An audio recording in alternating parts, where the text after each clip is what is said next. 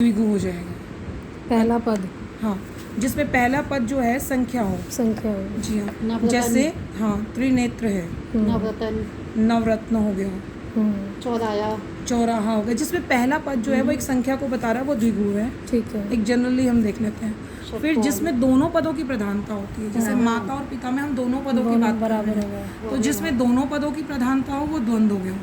अच्छा, दोनों की प्रधानता कैसे कि हम दोनों की ही बात कर रहे हैं। दोनों कम ना ज्यादा जैसे कोई। हाँ, चौराहे में हम राह की बात नहीं करें, हम 4 रास्तों वाली राह की बात करें तो उसमें इम्पोर्टेंट 4 है। चार है तो ठीक देखो है, यहाँ दोनों इम्पोर्टेंट है। तो जब दोनों पदों की, जैसे द्वंद्व का मतलब होता है युद्ध। दोनों बराबर हों। युद्ध दोनों बराबर वाले पक्षों में लड़ा जाता भाई है। बहन, पति पत्नी। ठीक है, जैसे अगर हम आप किसी दो द्वंद्व जो लड़ा जाता है, बेसिकली द्वंद्व का मतलब होता है कुश्ती। तो अच्छा, इसको ऐसे आप पहचान सकते हो कि द्वंद्व का मतलब होता है कुश्ती, और कुश्ती लड़ेंगे तो हम सेम वेट वालों ही जो पहलवान होते हैं उनको रिंग में उतारते हैं। तो दोनों का वजन सेम होता है, दोनों एक ही वर्ग के होते हैं, एक ही प्रधानता, एक ही उनकी वैल्यू होती है। तो बात दोनों की जहाँ की जाए वहाँ द्वंद्व हो जाएगा। ठीक। ठीक है, क्योंकि आप एक से अगर हस्बैंड और वाइफ दोनों लड़ रहे हैं तो ही लड़ाई होगी। दोनों ही अपने पे झुकने के लिए तैयार नहीं है, दोनों की बात चल रही है तो लड़ाई होगी, तो द्वंद्व होगी। द्वंद्व मीन्स जहाँ दोनों की बात की जाए, और पहले पद के आधार पर द्विगु जो होता है अगर संख्यावाची है, ठीक है। तो ये पद मैच पहचानना ज़रूरी है कि आप पहला पद कौन सा है और दूसरा कौन सा है, पूर्व और उत्तर। जिसमें बाद वाले पद की बात की जाए, ठीक। दूसरा पद प्रधान हो, दूसरा यानी कि उत्तर पद प्रधान जहाँ होता है ठीक। वहाँ तत्पुरुष समास होता है। ठीक है। देखो, हम इससे भी देख सकते हैं, हम जनरली एक परसेप्शन है कि स्त्रियां जो है वो कमज़ोर होती हैं और पुरुष जो है प्रधान होते हैं। समाज का ये मानना है। तो ये हम इसकी पहचान कर सकते हैं कि तत्पुरुष में पुरुष आया, और पुरुष स्त्री के बाद आया, स्त्री से ही जन्म ले रहा है ना, और लेकिन प्रधान बन गया। अच्छा, ये ठीक। पहचान इसकी। ठीक इस है। तत्पुरुष में पुरुष जो है वो प्रधान बन गया, आया स्त्री के बाद है, ठीक है। बाद में आया हाँ, और प्रधान बन गया। तो ये इसकी पहचान तो है। ये उत्तर पद प्रधान हो उत्तर गया। पद यानी बाद वाला बाद पद वाला। जिसका प्रधान हो। जैसे अब राजपुत्र है, तो राजपुत्र में हम राजा का पुत्र, हम राजा की बात नहीं कर रहे, हम पुत्र की बात कर रहे हैं। ठीक है। ठीक है। रसोई घर, जहाँ रसोई बनाते उसकी बात नहीं है, घर मतलब वो जगह, स्थान इंपॉर्टेंट है। तो जहाँ बाद वाले पद की बात की जा रही होती है वो तत्पुरुष में। इसमें कारक भी लगते हैं ना तत्पुरुष में तो। हाँ, वो कारक के आधार पे इसके आगे के भेद होते हैं। तो पहले तो बेसिक समझ लेना कि कितने भेद होते हैं। ठीक है, तो दूसरा पद जिसमें प्रधान होगा वो तत्पुरुष होगा, और इसकी पहचान क्या होगी कि पुरुष बाद में आके प्रधान बन गया। ये एक निमोनिक होता है जिससे हमें थोड़ा ध्यान रहता है। ठीक है। अब इसके बाद इसमें कारक भी आते हैं, वो आप डिटेल बाद में करना। तत्पुरुष बहुत अपने आप में बड़ा समास है, उसको डिटेल में बाद में पढ़ेंगे। पहले तो हम समासों की पहचान कर लें। ठीक तो है। 3 हमें आसानी से समझ में आ जाते हैं। द्विगु जिसमें पहला पद संख्यावाची, द्वंद्व जिसमें दोनों प्रधान, और तत्पुरुष जिसमें दूसरा बाद प्रधान। वाला। ठीक है, 3 ये हो गए। इसके बाद बचता है एक कर्मधारय,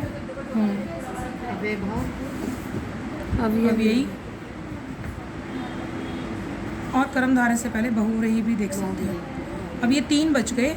ये 3 इजीली पहचान में आ जाते हैं, और इन दोनों में कन्फ्यूज़न क्रिएट होता है, ये आसानी से आ जाते हैं। अच्छा। अब जैसे कि इसके समास के नाम में ही पता है कि कोई अव्यय होता है, तो जिसका पहला पद, इसमें भी पहले पद की ही प्रधानता होती है। अच्छा, पहला पद कोई अव्यय हो तो वो अव्ययी भाव होगा। अव्यय क्या होते हैं? व्यय मतलब होता है खर्च करना या विकार हो। जैसे अगर हमारे पास पैसे हैं और वो खर्च हो गए तो उनमें चेंज आ जाएगा ना, 10 रुपये में से 5 खर्च कर देंगे, 5 बचेंगे। तो ऐसे ही अव्यय में भी वो शब्द जिनके अंदर कोई परिवर्तन ना आ सके, जिनको खर्च ना किया जा सके, जिनको बदला ना जा सके, अच्छा। वो शब्द अव्यय होते हैं। मितभाषी। मितभाषी। हाँ, जैसे आपका आज है, तेज है, ठीक है, और प्रति है, कम ज्यादा। हर, ठीक है। तो ये इस तरह के शब्द होते हैं, और भी बहुत सारे होते हैं, पर ये जनरली समझ लो, जो ये शब्द होते हैं इनमें कोई परिवर्तन नहीं आ सकता। तेज, आंधी, ठीक है, प्रतिदिन, प्रतिवर्ष, प्रति शब्द ऐसा ही रहेगा, इसमें कोई चेंज नहीं हो सकता। इसमें ना वचन का ना ही कोई लिंग का बदलाव आ सकता है। ये जैसे हैं सबके लिए वैसे होंगे। आज कल परसों वही रहेंगे। ठीक है। कल हुआ। तो इन जिसमें पहले पद में कोई अव्यय आ जाए वो अव्ययी भाव होता है। तो ये आपको अव्यय के सिर्फ शब्द याद करने हैं, जहाँ दिख जाए वहीं होंगे। ठीक है। एक चीज़। दूसरी इसमें क्या होती है, जब एक ही शब्द रिपीट हो रहा हो, अच्छा। 2 बार आ रहा हो, अच्छा। जैसे दिनों दिन, दिन 2 बार आ रहा है, रातों रात, हम्म ये भी इसकी पहचान है, हाथों हाथ। हम्म तो जब एक शब्द 2 बार आ रहा हो तो वो भी अव्ययी भाव होता है। ओके। ठीक है, दिनों दिन रातों रात इस तरह के ही शब्द मिलेंगे आपको। हाँ, रेपिटेशन होगी हाँ, वर्ड की। रेपिटेशन हो रही है एक ही शब्द की, तो ये यहाँ पर भी अव्ययी भाव हो जाए, ठीक क्योंकि है। यहाँ पे बात तो दोनों की हो रही है ना, लेकिन एक ही शब्द को 2 बार बोला जा रहा है। ठीक है। अविकारी शब्द ना। हाँ, अविकारी हैं ये सारे, आजकल, प्रतिदिन, हर, ऐसे ये शब्द होते हैं। यथा, प्रत्येक, प्रति आ जाएगा ना, प्रति जमा एक प्रत्येक बन गया। प्रत्येक में प्रति जमा एक होता है, संधि हुई है यहाँ पर, ई और एक ही मिलके यह बना है। तो ये प्रत्येक। विकारी है, ये तो नहीं है। विकारी है कहाँ है, ये रहा प्रति विकारी तो है, ये तो संधि हो रही है, समास थोड़ी बना है। समझ में नहीं आया, ये प्रति और एक संधि हुई है, इसको और इसको मिलाकर यहाँ पर चेंज आया नहीं, है। जैसे जब वर्णों ये को, वर्ड आता है अर्थभाषी, मितभाषी, सारे अव्ययी भाव कहलाते हाँ तो हैं। अल्प और मित क्या है, अव्ययी तो है। थोड़ा, ज्यादा, कम, ये सब क्या है, अव्ययी तो है ना। जैसे आप अल्प लिखोगे हाँ। तो अल्प शब्द में आप कोई चेंज नहीं कर सकते हो, अल्प ऐसा ही रहेगा, कभी भी इसमें किसी चीज़ को, ना तो वचन की वजह से, ना लिंग की वजह से, ना काल की वजह से कोई चेंज नहीं आता, जैसे ये लिखा होता है ऐसे ही रहता है। तो अव्यय शब्द कौन से होते हैं, जिनमें कोई परिवर्तन ना आए, जिनको खर्च ना किया जा सके, जिनमें कोई विकार ना आए। व्यय से खर्च इसलिए बता रही हूँ क्योंकि व्यय से याद रहेगा, ठीक है। व्यय मीन्स खर्च होता खर्चा है होता ना, है। तो इसमें खर्च होते हैं तो चेंज हो जाते हैं, कम हो जाएंगे ना, लेकिन ये उतने ही रहेंगे, ये जैसे हैं वैसे ही रहेंगे। तो भाई हम तो जैसे हैं वैसे ही रहेंगे। कौन से, अव्यय, ये जिद्दी भी हैं। अच्छा, इनको आप मान लो, पहला जो होगा, पहले पैदा होगा, जिद्दी है। ठीक है। थोड़ा सा मैं ऐसे जनरल निमोनिक से बताती हूँ, थोड़ा trick बहुत से अच्छा आप- मैम। ठीक है, तो ये पहले हैं इसलिए जिद्दी हैं, ठीक बदलते नहीं हैं, अटल हैं, क्योंकि जैसे हैं वैसे ही रहेंगे, वैसे ही तो रहेंगे, ये कोई से change रहेंगे, allowed कोई नहीं। चेंज नहीं है। तो जिसमें अव्यय में कोई परिवर्तन ना आ सके, पहला पद अगर अव्यय आ जाए तो अव्ययी भाव होगा, उसके साथ साथ ये जो है, ये रेपिटेशन वाले जिसमें रिपीटेशन हो वाले, रही है। ये भी अव्यय होते हैं। ठीक है। जैसे यथाशक्ति, यथासंभव, तो आपको बस पहला पद देखना है। तो सबसे पहले तो आपको क्या करना है, कोई भी शब्द आ जाए ना, उसके पहले पद को चेक करो। ठीक है। 2 तो वहीं से पता चल जाएंगे आपको, हाँ, द्विगु अगर और द्विगु ये होगा तो वहाँ से पता चल संख्या आ जाएगा, जाएगी। अव्यय होगा तो वहाँ से पता चल जाएगा। तो आपके अगर ये नहीं है तो ये क्रॉस, ये क्रॉस, हाँ। चेक 6 करने पड़ेंगे आपको स्टार्टिंग में। ये जो starting 4 में। ऑप्शन होंगे, उन चारों में से चार में से यही बता तो कह रही हूँ ना, तो वर्ड आप check पहले वर्ड करोगे। को देखो, उसके पहले पद को देखो। आपको ये शब्द कोई भी दे रखा है, मान लो आपको राजपुत्र दे रखा है, आप सबसे पहले तो ये देखोगे ना बात किसकी कर रहा है, पुत्र की कर रहा है, इसका मतलब ये तो इम्पोर्टेंट है ही नहीं, तो ये नहीं हो सकता, ये नहीं हो सकता। हाँ, ये क्रॉस है।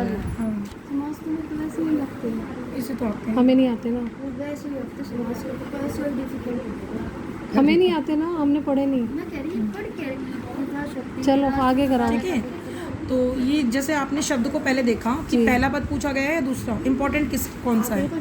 अगर पहला है तो हम ये 2 चेक कर लेंगे, अगर दूसरा है तो यही होगा, ठीक है, दोनों है तो ये वाला होगा। तो आपको ये पहले पदों को ही चेक करना है, ठीक है। ठीक है।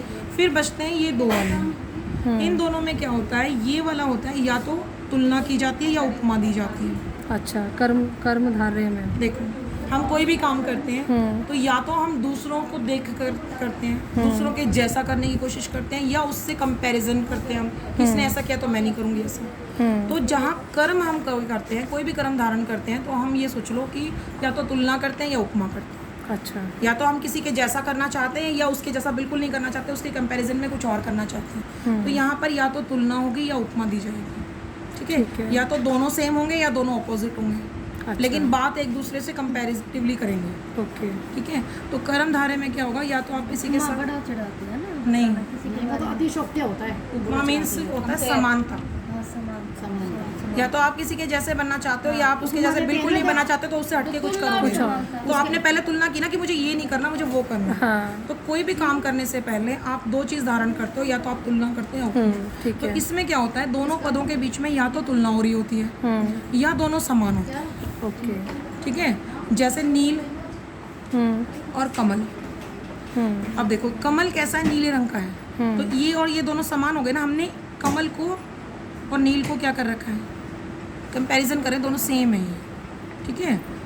ये नहीं समझ आया। जैसे नील कमल है, दूसरा पेपर ले ले। अच्छा देखो, चलने दो इसी मृग को। नयनी, ये तो रफ है ना, चलने दो। हाँ, अब मृग नयनी है, मृग के जैसे जिसके मृग के नैन। जैसे नयनों वाली, हाँ, तो यहाँ तुलना समानता हो गई ना, समानता तुलना भी हो गई। वर्ड आ गया जैसे मृग नैनी, मृग रूपी नैनी, रूपी होगी, हाँ, कुछ ये मृग ना। रूपी नैनी नहीं होगा, और क्या होगा, मृग जैसे नैनों वाली, रूपी की तो मृग रूपी नैनी कैसे हो जाएगा? नैनों की बात नहीं कर रहे, उस स्त्री की बात करें जिसके उपमा हाँ, मृग नयनी का मतलब मृग ऐसी नयनी का स्त्री मतलब जिसके होता है वो नयन स्त्री जिसके मृग नैन जैसे। मृग जैसे हैं। अब जैसे नहीं हाँ, मृग जैसे तो वही तो कह रही मृग जैसे नैनों वाली। हाँ, मृग जैसे नयन। ये इसका विग्रह होगा।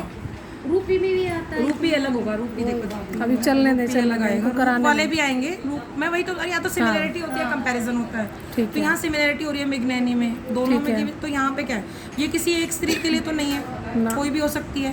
तो जब कोई भी हो सकती है तो कर्मधारय होगी, लेकिन अगर किसी और स्त्री स्पेशल एक स्त्री के लिए होगी तो बहुव्रीहि होगी। ओके, अभी कैसे पता चलेगा कि स्पेशल के लिए और कैसे? अब यही तो कहना, मृगनयनी तो किसी देवी देवता के नाम नहीं है ना, हाँ, बस नहीं। उसको पहले तो देवी देवता से ही चक्कर है अच्छा, बाहुव्रीहि में देवी देवता आएंगे सारे, मैक्सिमम। देवी क्योंकि इसका देवता। मतलब क्या होता है, देखो इसमें तो दोनों पदों की आपस में ही तुलना हो रही है। तुलना हो रही है, इसमें क्या होता है ना, इस पद की बात होती है ना, इस पद की बात होती है, बात तीसरे पद तीसरे की हो रही है। बात किसी तीसरे पद की हो रही है। ठीक है, यहाँ पर ना ये इम्पोर्टेंट है ना ये इम्पोर्टेंट है, इसका हमने किसी का नाम दे दिया। सुनने दो, मुझे सुनने दो। मेरी बढ़ने दो।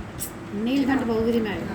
देख, अब नीलकंठ हम सिर्फ शिव जी के लिए इस्तेमाल करते हैं। तो नाम गले की बात करें ना नीले रंग की बात कर रहे हैं, हम किसकी बात करें? नीला है कंठ जिसका, किसका? कौन है? शिव जी। पीताम्बर ये कोई नील तीसरे हैं। ठीक है, ये कोई तीसरे हो गए। तो ना इसकी बात हो रही है, इसकी बात हो रही है, ये किसी तीसरे की बात हो रही है। जहाँ तीसरे की बात होती है वहाँ बहुव्रीहि होगी। नीला है जो कंठ वो आ जाएगा। नीला है जिसका, नीला है कंठ जिसका, यानी शिव। नीला कंठ पीताम्बर थोड़ी नीला मैं है अम्बा नहीं जिसका। कह रही, मैं क्रमधारय कह हाँ, रही हूँ। क्रमधारय नीला में- है कंठ जिसका, वो क्रमधारय की कह रही हूँ मैं। नीला है कंठ जिसका बहुव्रीहि होगा। अगर नीलकंठ की बात करें तो कर्मधारय बनता नीलकंठ, नीला गला, लेकिन नीला गले की तो बात ही नहीं हो रही ना। नीला है कंठ जिसका तो बहुव्रीहि हाँ बनेगा। भाई, पर ये कैसे पता चलेगा नीलकंठ में नीला है कंठ जिसके बारे में बात हो रही है या शिव जी के बारे में बात हो रही है, ये जी बता। की ही बात होगी। मैम नीलकंठ सब शिव जी का ही है। और कोई है जिसका नीला गला है? राइवल आ जाए तो हम बहुव्रीहि को चुनते हैं। हाँ, ठीक है। जहाँ कंफ्यूजन आएगा आपको, ये आएगा उसमें नीला है जो कंठ, ये कंठ क्वेश्चन ही नीला नहीं है, है। ये है ही नीला नहीं है। क्वेश्चन। नहीं क्वेश्चन है, ही नहीं है। अरे मैं कह रही क्रमधारय जब आएगा नीला है हाँ जो तेरी कंठ। बात ठीक है, लेकिन ये क्वेश्चन नहीं है कहीं। कहीं नहीं है ये क्वेश्चन। नीलाकंठ कुछ नहीं होता, नीलकंठ वाला। नीला हाँ, है जो exactly। कंठ, ये होता है। नहीं नहीं। confuse हो अब रही है मोनिका मोनिका, तू चुप वो हो कुछ जा, और है। अब तू चुप रह, इनको समझाने दे। गलत नहीं है। नहीं गलत नहीं है, बस ये एक कहना सही चाह रही यही है। पढ़ी है मैंने। बस एक मिनट। जब मैं मैं तो ढूंढती रह जब तक। इधर मैं वाला कह रही थी ढूंढो। वॉइस मैसेज मत बनाओ आप। कोई बात नहीं, कोई बात नहीं। देखो कोई बात कुछ चीजें ऐसी बहुव्रीहि होगी ना। बस वो तो ठीक बता रही है नीला बहुव्रीहि। है जो कंठ। मैडम रिकॉर्डिंग रिकॉर्डिंग हो रही है, चुप हो जा। कर्मधारय में क्या होता है, दोनों पदों की आपस में ही तुलना होती है। ये जो सॉर्ट आउट करना होता है आपस में ही कर लेते हैं। अच्छा। लेकिन ये जो करते हैं इनसे आपस में नहीं सुलझता, ये किसी तीसरा है, तीसरे के बाद तीसरे तक जाते हैं। तो बहुव्रीहि जो समास होता है इसमें पहला पद और दूसरा पद गौण होते हैं, जिनकी वैल्यू कम होती है, बात तीसरे पद की की जाती है। अच्छा। तो जो सारे आते हैं, तू पढ़ा ले मेरी मैं ताकत, सिर्फ कंफर्म कर दी हूँ अपना।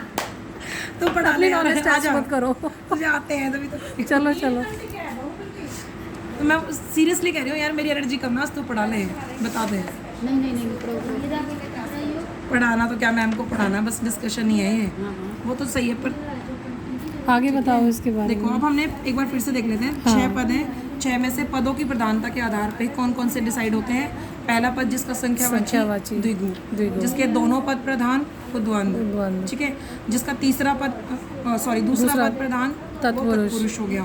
फिर उसके बाद बचे 2 अव्ययी, वो जिसका पहला पद प्रधान लेकिन अव्यय होना जरूरी अव्यय है। होना जरूरी है। यहाँ पर दोनों में क्या होता है, बहुव्रीहि में दोनों पदों की बजाय तीसरे पद की बात की जाती है, और कर्मधारय में दोनों पद आपस में तुलना कर रहे होते हैं, तुलना होती है उसमें। या कंपैरिजन होता है या उपमा होती है। ठीक है, ठीक है, इस वाली वीडियो को रोक लो।